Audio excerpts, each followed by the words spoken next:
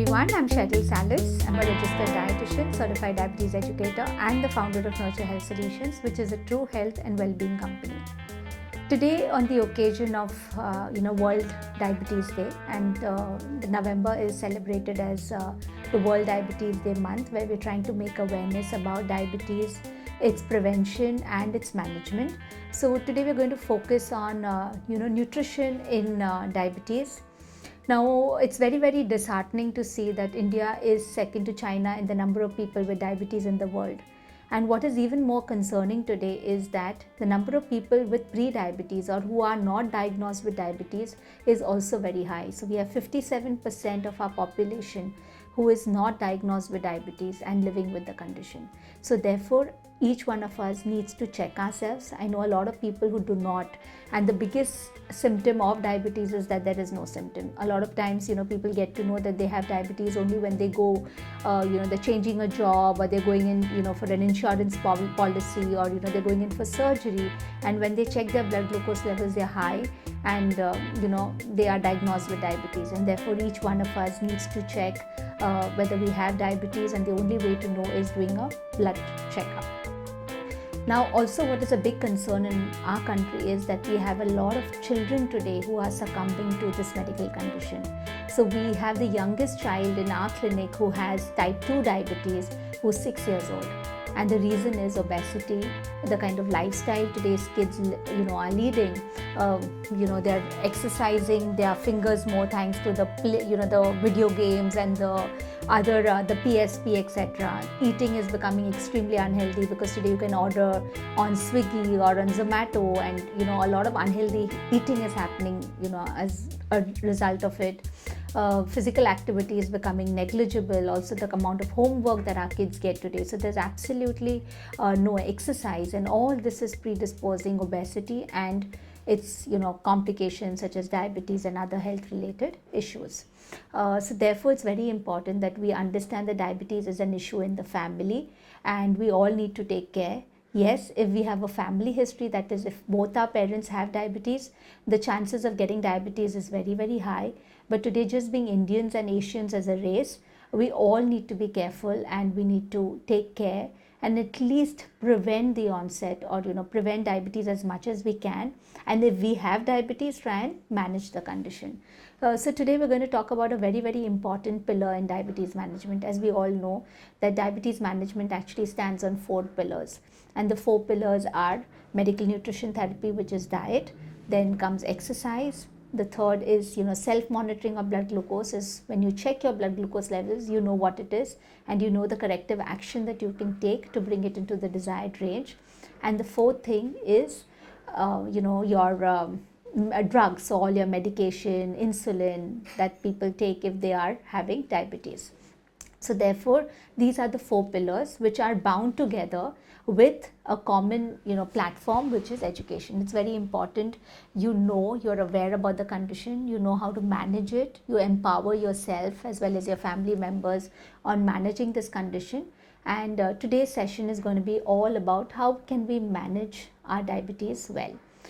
So the first thought that comes to anybody's mind, especially when they get diagnosed with diabetes, is that, I have to give up on my favorite foods. A lot of patients who come to us, to our clinic, says, should I give up on rice? Should I not eat mango? Can I not eat banana? Do I not eat sugar? So, a lot of confusion in people's minds as to what should be done in terms of what food can I eat and what should I avoid. And there's so much available on social media today that people get confused. So we're trying to, through today's session, going to even bust certain myths. So the first principle of diabetes is that there is nothing called a diabetic diet. So we do not have anything specific for people with diabetes.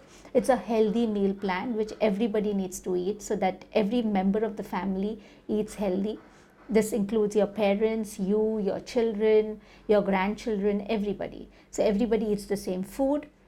It's a healthy eating pattern. So it's not that you can't eat this, you cannot eat that. So it's about not what you can eat, but it's about how much you should eat. So one is, yes, you need to look at eating healthier foods, but also what is important today to look at is how much are we eating, because portion sizes are going beyond limits, and that is also becoming a big problem today because we're consuming more calories, and since we're consuming more calories, we're not spending enough because there's no exercise, and as a result of which there's obesity. And we know that diabetes is caused because of obesity being one of the causative factors, along with the other factors that could be responsible for diabetes.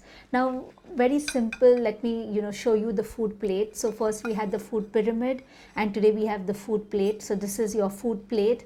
The plate should be smaller in size, so don't take a big plate. The first we used to advise people to take a 12-inch plate. Today we say take a 9-inch plate. So take a 9-inch plate, make sections to your plate. So half your plate should be vegetables. So when we look at vegetables, this should be half your plate. 1/4 of your plate should be the cereal group. So in your cereal comes your starch group as well. A lot of people think that potato, your yam, sweet potato, all this is vegetables, but mind you, they are not vegetables. Vegetables are all your gourd vegetables, your leafy vegetables, your green vegetables. All these come under the vegetable group. The root vegetables like potato, yam, all the other root vegetables come into your carb group, and that is where your cereals come as well. So when you eat rice, you eat bajra, you eat ragi, there's jawar, there's wheat, whole wheat flour, bread, all that comes into your carbs along with your root vegetables. So 1/4 of your plate becomes your carbs, then 1/4 of your plate becomes protein. Now what comes in your protein group? So your dals, paneer, chicken, fish, egg, soya bean, all this is protein. So you have to ensure that the way you fill your plate, so half your plate vegetables, 1/4 of your plate carbs, and 1/4 of your plate protein. That way you're actually cutting down on the amount of carbs, because if you see, India is a carb country. We eat a lot of carbs, and that's the problem, because carbs immediately spike up blood glucose levels, and you eat more carbs, your blood glucose levels rise, and therefore you see that post meals your blood glucose levels are usually high. So what do we need to do to improve our blood glucose levels? One is moderate the carbs. I'm saying moderate, I'm not saying stop eating carbs. So do not follow any kind of fad diets where you have to stop eating any kind of food group, because remember, each of these foods provide you with nutrition, and they're extremely important for growth and development. They're very, very important for the normal functioning of your body. So very important is, do not deprive yourself of any food group. Eat your carbs, eat your protein, eat your fat, but ensure that what you eat is healthy. So when we talk about carbs, you have your whole wheat flour, you have dalia, which is broken wheat, you have your unpolished rice, you have jawar, you have bajra, you have ragi. Now all these are complex carbohydrates, and they're good because they have fiber, they have their minerals and vitamins, which are extremely important for health. Now what are the bad carbs? Bad carbs is refined flour, for example maida, your sugar, your table sugar, and mind you that brown sugar and white sugar is the same. So I'll see a lot of people who opt for brown sugar thinking that brown sugar is more healthy, but the amount of carbs and calories in brown sugar and white sugar is the same. So you still have to be watchful about how much you're consuming. Then we come to your aerated drinks. All your aerated drinks which have got lots of sugar, for example 500 ml of a Pepsi or a Thumbs Up or a Coke, any aerated drink will have roughly around 13 to 15 teaspoons of sugar. So that's a lot of sugar that you're drinking. And then comes your breads, biscuits. Again, a lot of people think that brown bread is better than white bread, and they don't eat white bread, but then they spend more money and buy brown bread. But let me tell you that again, it's a marketing gimmick. Brown bread is nothing but caramelized sugar with refined flour. So it's got maida, it's got sugar, same amount of calories, same amount of carbs. Sometimes it even has more amount of carbs than your normal white bread. So again, be careful. So over there, moderation is key. So these are all in the bad carb category. So breads, your biscuits, your bakery products, anything which is made of refined flour. So your parathas, your polished rice. So all these need to be consumed in lesser amounts, or as far as possible restrict the consumption. Your complex carbs like your unpolished rice, brown rice, whole wheat flour, broken wheat, then you have your ragi, jawar, bajra. Make your carbs, a majority part of your carbs should come from these unpolished and whole grains and legumes. Then comes your protein group. Now protein, you have dals. Now a lot of people think that dals have got no carbs, and they will have only dal and then they feel that they're on a carb free diet, but this is not true. Dals do have carbs. For example, if you're going to have so much of dal, which is half a bowl of dal, this has roughly around 17 to 15 grams of carbs. So it does have carbs, but it also has got protein. So if you have this much of a thick dal, it will give you roughly around 15 grams of carbs and it will give you 7 grams of protein. So it's got more amount of protein than your cereal group, and therefore again very, very good, especially for diabetes control. So if you can't make dal, you can just have sprouts. So you can have sprouts made with different pulses. Then you can have rajma, you can have chickpeas, again extremely beneficial in diabetes. So include these kind of pulses in your diet, maybe for lunch, for dinner. I think it's perfect as an evening snack because that's when you're most hungry. So you can have roasted chana, you can have just boiled rajma or boiled chickpeas along with some salad, and that becomes a perfect snack for a 5 o'clock meal when you're hungry. Then you can even look at soya bean. Now soya bean is very low in carbs. Like if you take a handful of soya bean, it's got only 4 grams of carbs. Whereas if I take a handful of chana, it's got around 15 grams of carbs. So a lot of people think that chana does not have carbs, but that's not true. So chana has got 15 grams of carbs and roughly around 100, say between 70 to 100 calories, depending on the amount that you're taking. So soya bean is again good because so much of soya bean will give you around 4 grams of carbs and it's got around 9 grams of protein. So it's got more protein compared to the amount of carbs that it's got. So again, very, very healthy, very nutritious, and that's something that you can include if you want to keep your blood glucose under control. So that's in your pulses. Then we come to the other protein sources. So you have chicken, you have fish, you have egg. Again, I think a lot of people, at least when I started my practice 20 years back, we used to tell people to throw the yolk. So we used to say only eat the white of the egg and throw the yolk. But today we say eat the yolk. So eat egg with the yolk because yolk has got certain healthy nutrients. So yolk has got biotin, which is very good for the hair. It's got choline. It's got your vitamin D. So it's got a lot of your healthy nutrients which are all there in your yolk. So do not discard the yolk. And if you're worried about the cholesterol, again, you do not need to be worried about the yolk because the yolk has got around 183 milligrams of cholesterol and only 2.2 grams of saturated fat. So it's not going to impact your cholesterol in a negative manner. So you can eat the egg with the yolk. And studies have shown that when you eat an egg for breakfast, it keeps you full till lunch. So you actually end up eating less. And also because egg has got no carbs. Remember, non-veg foods have got no carbohydrate. So it does not increase your glucose levels. But again, you have to eat it in moderate amounts because it's got fat, it's got sodium. So when it comes to chicken, you eat the de-skinned chicken. And again, you can keep chicken to maybe once a week, maximum 2 times a week. Fish is a good inclusion. So, opt for fish, but again in gravy form or maybe grilled form or steamed fish. But when you fry the fish, the amount of calories go up because it's got a lot of fat. Because, when you shallow fry anything, it actually absorbs more oil than deep frying. So fish is a good inclusion. And if you eat fish, then maybe fish even 3 to 4 days a week is a good, inclusion in your diet. And again, it does not have carbs. It's got protein. So if you take 100 grams of chicken or 100 grams of fish, you get 20 grams of protein. If you eat 1 whole egg, you get roughly around 6 grams of protein. And so how much protein you need to eat? 1 gram per kg ideal body weight. For example, your weight, if it should be 60 kilos, you should eat 60 grams of protein. Now this is for an apparently healthy individual. You can ask your dietitian what is the amount of protein that you should eat because each individual, the recommendations will differ depending on many factors. Like exercise, your medical condition, your blood reports, everything that they look at, and then they recommend to you that how much protein you should consume, how much carbs you should consume, and how much fat should you consume. So that comes the protein group. So again, very, very important group, and we see that Indians eat less protein and we eat more carbs. We need to actually change that. We need to lower the amount of carbs you're eating, and we need to increase the amount of protein that we're eating. So lower carbs and improve the amount of protein that we're eating. Then we come to the very important group, which is the fat group. Now in fats, again, people think fat is a villain. I should not eat fat. Absolutely not true. You must eat it, but again, moderation is key. Now, what is the recommendation of oil in the diet? It should be roughly around 3 to 4 teaspoons per day. And again, use the oil where you've been using or your grandparents have been using. So for example, if you're from West India, the oil to use would be groundnut oil. It would be rice bran oil, because that is something that our grandparents and forefathers have been using. If you come from East India or Northeast India, a lot of people use mustard oil.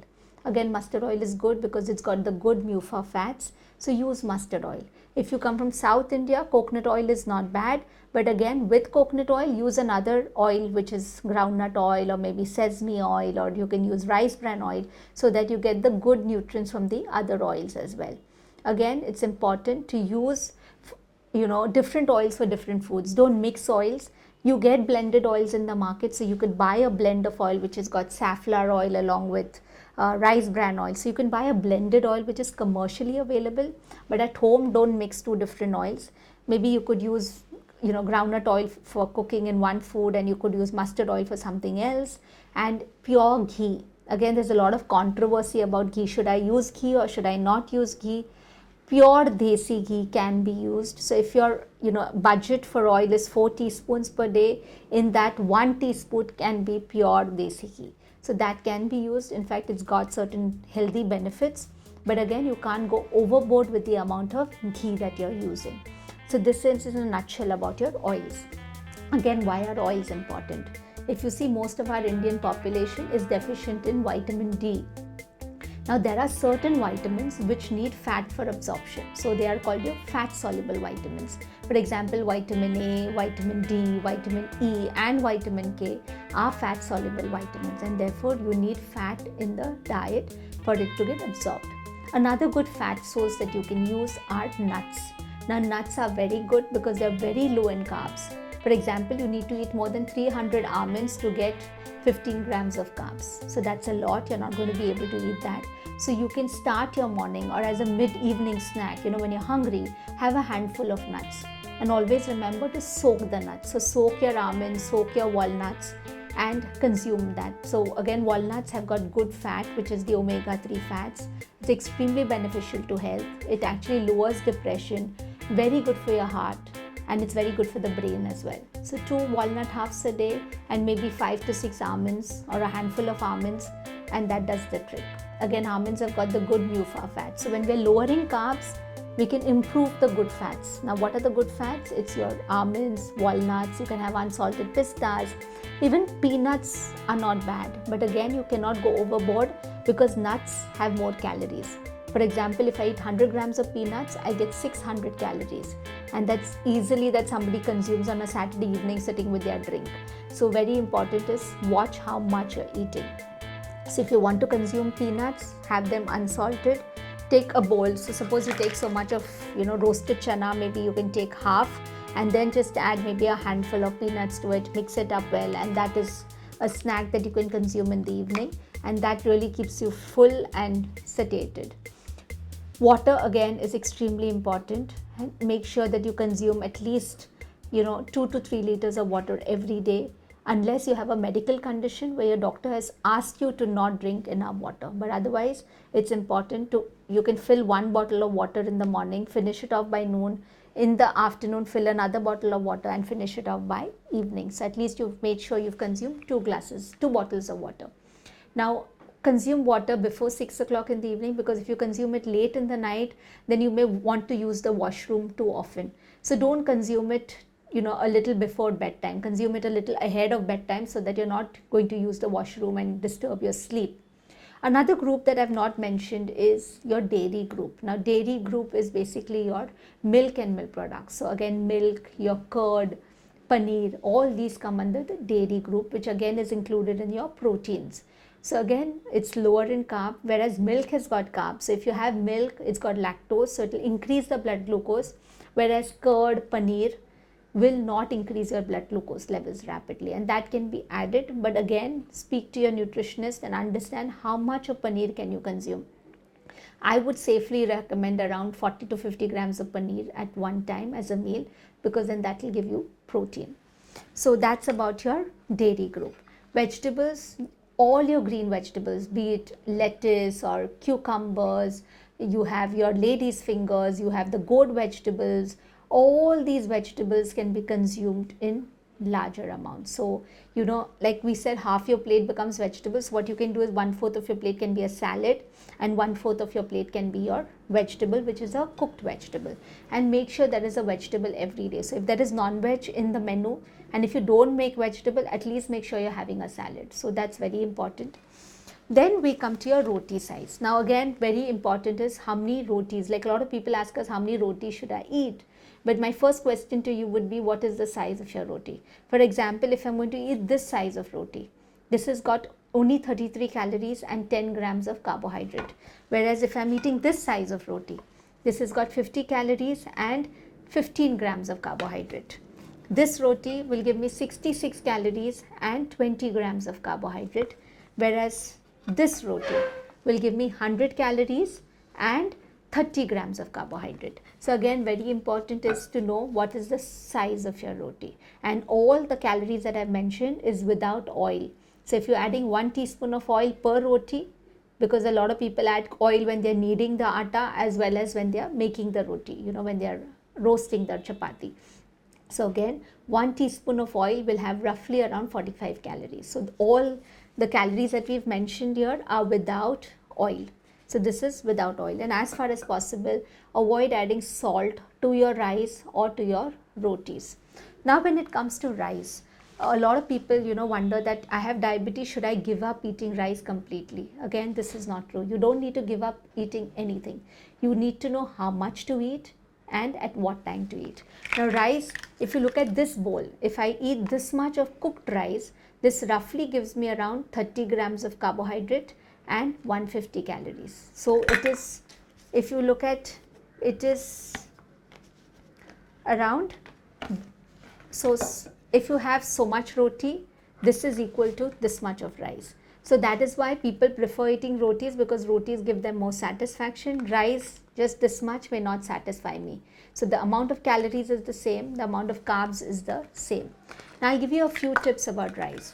So when we're eating rice, I know a lot of people from South India and we cannot do without our rice. We love our rice. So we're not going to tell you to give up rice. I know a lot of people from East India and Northeast India who love rice. So you don't need to give up rice. You continue eating rice. One is that you eat either roti or rice. Don't mix both. So that way you can keep your carb content to the, you can limit your carb intake. Second is that you cook the rice one day prior. So today you make the rice, keep it in the fridge for 24 hours, let it refrigerate, and then you remove the rice from the fridge, bring it to room temperature, and then you can add a hot curry to it. So this rice undergoes a process called retrogradation, which increases the amount of fiber and decreases the amount of your glycemic index. So it reduces glycemic index and it increases the amount of fiber in the rice. So this rice becomes better for health. You can even use brown rice, but again, I know it takes time to prepare, and sometimes we do not have that kind of time. We live alone, we are very busy, we are coming to work, so it may be a challenge. So see what you're comfortable doing. Unpolished rice or even Indian basmati rice. You get Indian basmati brown rice today. So even that is safe to consume, but very important is to watch how much you're eating, because anything that you eat in excess, even if it's healthy, will contribute calories. So you can, if you're having so much of rice, it's 150 calories and 30 grams of carbs. So if you're having double the bowl, then double the calories and double the carbs. Now there is another important thing that we need to talk about, which is called food order. Science has really advanced to a great level, which has made life very easy for us. Because 20 years back, I used to tell people, don't eat rice, don't eat potatoes, don't eat banana, don't eat mango. But today we say you eat everything. You need to know when to eat and how much to eat. So when it comes to eating your food, the first important thing is, what do I put first in your mouth, in my mouth? So first thing is, you first add, your vegetables. So basically you take a bowl of salad, you put salad first. So you start eating your salad, followed with a glass of buttermilk. I know a lot of people who have buttermilk after their meals. Here we are asking you to do the reverse order. So first you have vegetable, followed by your protein. So you have protein, which could be the buttermilk, or you could have chicken, or if there is fish, or there's paneer, you have that. So that way what happens is, you've eaten the protein and the fiber first, your stomach is full, and then you have your carbs. So that way you will eat less, as well as the glycemic surge, or the rise in blood glucose post the meal, is blunted. So try this and let me know how it works for you. So that's called the food order. So it's the order in which you eat food. So protein and fiber first, followed with your carbs.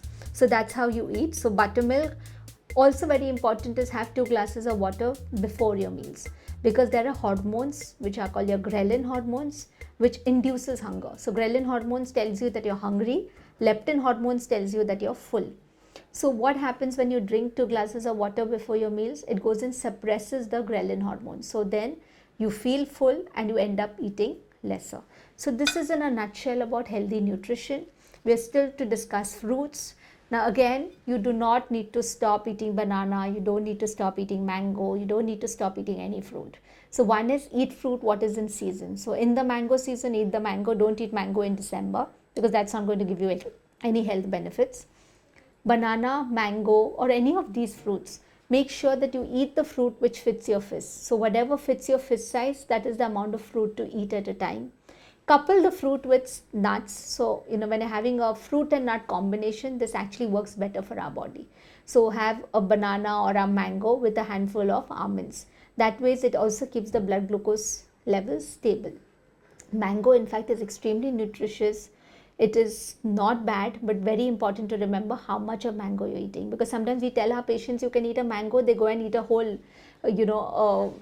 they eat like a dozen mangoes at a time, and that's not good. Or they make Shrikhand of the mango, they'll make a milkshake of a mango, or they make something out of the mango. Now very important, when you eat the mango in itself, no fruit juices.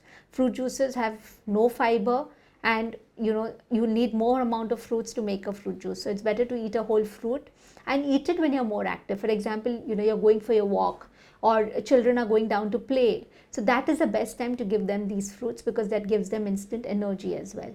So again, eat fruits which are in season. Like for the summer season, you will see that there are a lot of fruits which have got more water content. So you have muskmelon, you have watermelon, you have these fruits which are available. In the winter, God has orchestrated everything so beautifully. Like in the winter, you get vitamin C rich fruits. So you will get amla, which is gooseberry, you get oranges, you get guavas. Now all these fruits are rich in vitamin C, and that's when your immunity is lower.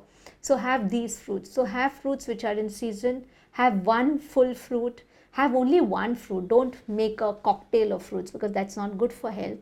And eat a fruit which fits your fist, and always have a fruit and nut combination. So this is about fruits and how you should consume them. Now we come to something called superfoods. Now there are a lot of foods which are there in our own kitchen which actually help give you benefit. So when we look at superfoods, the first thing I'm going to discuss is cinnamon. Now this is your cinnamon. So cinnamon is nothing but, it's also called dalchini, and it's frequently used in your kitchen. It's used as a spice. Again, it's got a sweet taste. So cinnamon is extremely good for health.